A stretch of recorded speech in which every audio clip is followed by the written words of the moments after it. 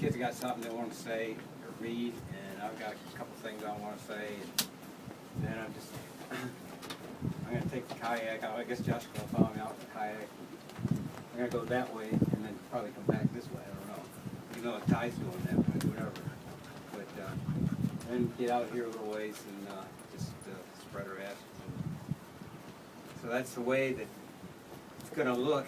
And then, you know, we've got food up there. We got water. We got floats. We got everything else. And it's just, you know, hope you all can spend the day and the evening until the food runs out, right? Right. Once we finish here, I'm going to run, go get it. It's going to take 30 minutes and bring it all in because we're ready to rock. That's good. So with that, I mean, this is something that Kay, Josh, and Hannah put together, you know, for our celebration service in Lancaster. And, you know, a lot of you may have already probably heard it maybe online or whatever, but it was just really special. And I just said, you know, I really want you to read that here. So have at it. Okay. So at her memorial service, different people shared, and we decided for our sharing time, we just wanted to go through a list of different fun and special memories that we had with Mom. So here's our list of things about our mom.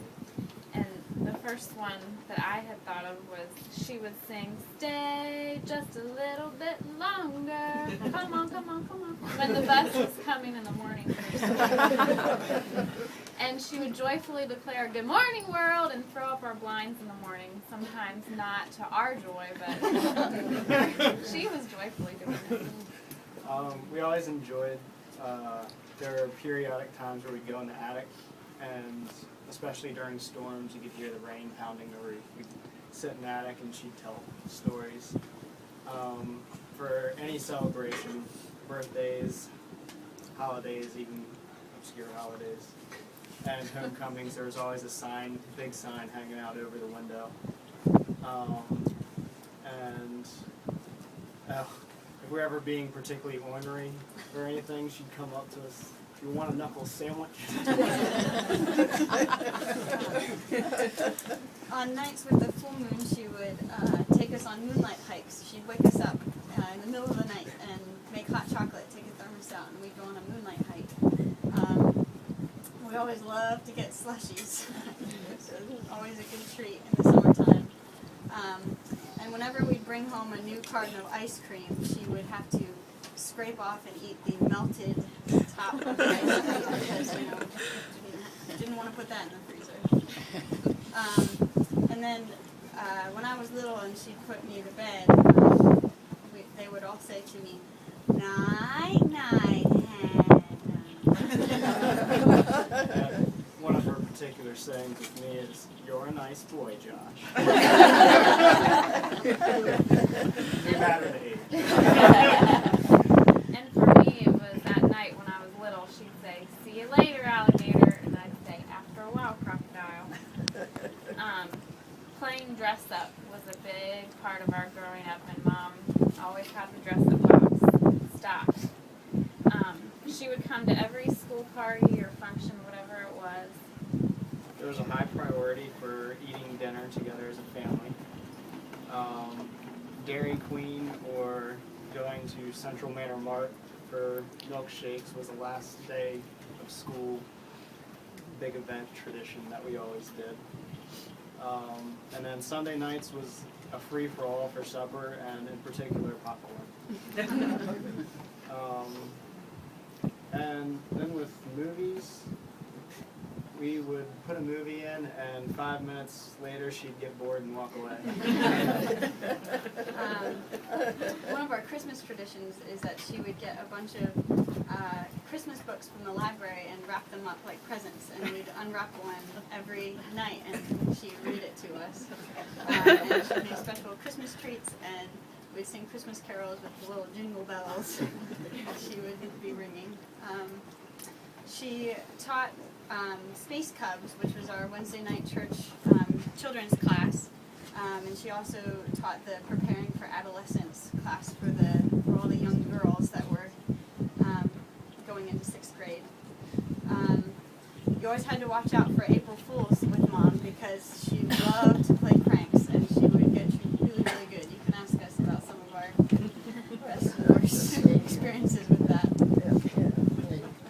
Mom would do the 5-year plan with us and all our friends where she'd sit us down and say, okay, I want you to go ahead 5 years, and she'd take us all through a particular day in our life in 5 years. And she loved doing that. Campfires with s'mores that were always a must. And along with that, in our camping trips, she'd always say, no wussy camping. So, pit Campers. toilets were the way to go. No campers. She loved reading books to us and really liked good children's literature. So there's a whole series of books that are fun to us. Really enjoyed train rides and also just taking many family vacations. She loved to get treats, and especially it was our tradition to go to the vending machine in the hotel. That was always a very important part of staying in a hotel, which is very special. When we'd be in the car on a trip, she'd always tell us, look out the window, because we're all sleeping or reading, and she wants us to see what the world looks like. As we got older in middle school and high school, she would help us study by using funny memory aids with motions or rhymes or just silly things that would help us to remember what we needed to study. She loved playing games, and especially during family time, she'd want to pull out a game and play. She'd yell, boom, bang, crash, whenever her pots would fall out of the cabinet in the kitchen, which was pretty often.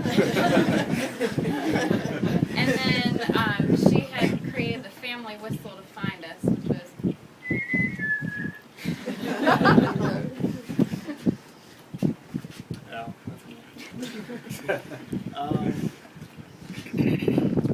She would always want to pick out a special lunch whenever we had field trips in elementary school.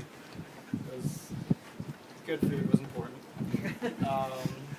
We did treasure hunts all the time when we were little as pirates, and so we'd be decked out in our newspaper pirate hats and whatever dress-ups we could pull together. It was always a fun time at college when you get a care package from Mom, which sometimes that included a April Fool's prank. And also it included clippings of just stuff that she had read in newspapers or magazines that she knew we'd appreciate. And there would always be a handwritten note, and it would be on whatever she happened to have when she got to the post office. And we'd get lots of long emails from her updating, on Dad and each other and making sure that everybody knew what was going on with everybody. In our family, the things we were not allowed to say, big no-nos, were stinking, I don't care, fart, and stupid. And she would, especially when we were little, she would say, eye contact, to make sure you were looking at people's eyes when you were talking to them. She loved doing research, so she always would say, you don't have to wonder, Google it. She loved her iPhone for being able to get on Google. And she was our biggest advocate for travel and experiencing culture. And then, above all of that, she, even without trying, just made sure that we knew that we were deeply and unconditionally loved. And which was kind of a result of a lot of these things, the eye contact and all the little nuances of her that was just like, is all about authenticity and intimacy with her. So, yeah. And Pam, I don't know if you remember this, but we need to talk later about a rat in the capstone. Do you remember that? Okay. Y'all ask Pam about that. I mean, Sydney was not the only one that liked to pull pranks. Is that right, Pam? Later. Well, later, yeah. Well, I had a hard time sleeping last night, so I thought of some things to write, and I knew I had to write it down because, I mean, right now, all I want to do is just talk about Cindy. So, this is going to be really hard for you. Much more so than 6 weeks ago. But you're all here to join Katie, Patrick, May, Josh, Hannah, Steve, Nan, extended family, including in concluding the celebration service that we had for our cherished Cindy 3 months ago today, and it's pretty neat. I mean, it was April 6th on a Saturday that we did this. It was April 2nd on a Tuesday when she died. So it's really neat that it's followed that way. This may be the end of a service that celebrates her life, but it's also an opportunity to continue her love and compassion for people, through all those that she had such a strong impact on throughout her life. There's no better place for us to conclude this service but here in our beloved Beaufort.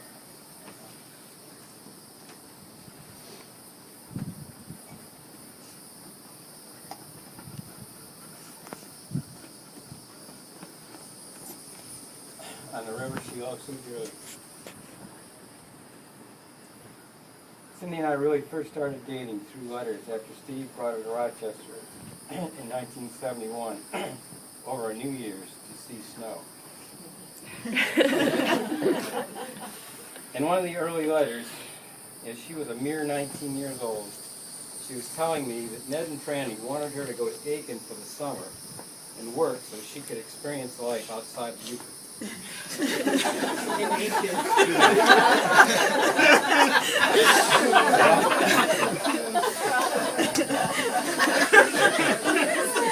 19. Okay, and so she wrote. She told me that, and so she said to me, "Nothing could pull me away from the beautiful water, boats, sailing, and ocean for an entire summer." Because of her deep love for me, she was gone for 40 years.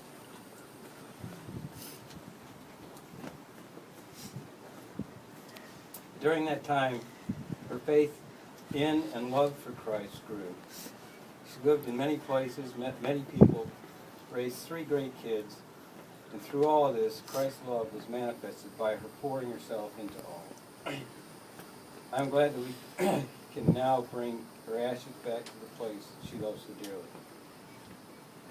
Although this is a time of mourning for all of us that loved her, it's also a time of joy for all who have received Christ as their Savior, because we know that she is in a much better place, a much more glorious place, even more so than here in Beaufort.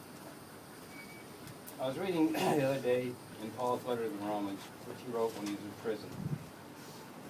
And Paul wrote, it says, "For I consider the sufferings of this present time are not worthy to be compared to the glory that is to be revealed to us." Now, obviously, Paul was talking about the sufferings that he was going through there, but I feel the mourning and sorrow that we have is sufferings that we're going through here now. So,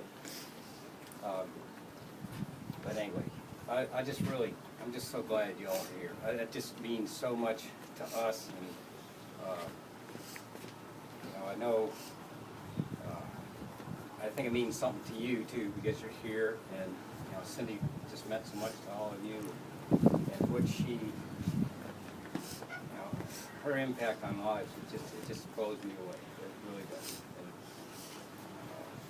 the depth of the love I have for her, I just can't believe it. It's amazing. And I'm just so thankful that the Lord put the two of us together. I guess I'm pretty thankful for this guy. If it wasn't for him, basically, if it wasn't for him, I would have never even heard of you in South Carolina. She would do to me. She with her, she took Ned pretty seriously, being taught all the things about people and human beings. So she went and got her a master's in psychology.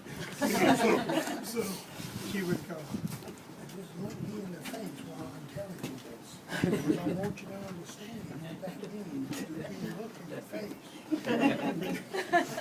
Then she would talk to you and go, "Quiet." That's right. You know?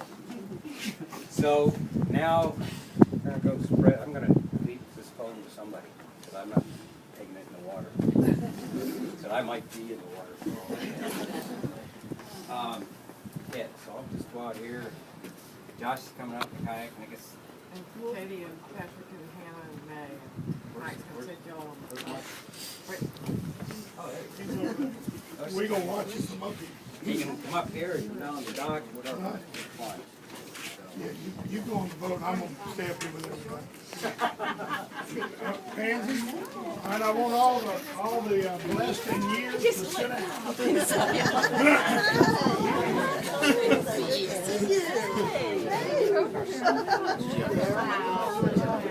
Hello, Julie. I'm Kate. Hi. I know.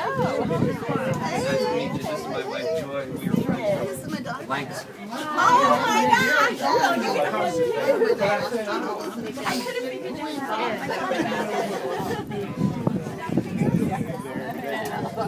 Probably run you out. You keep going there every day.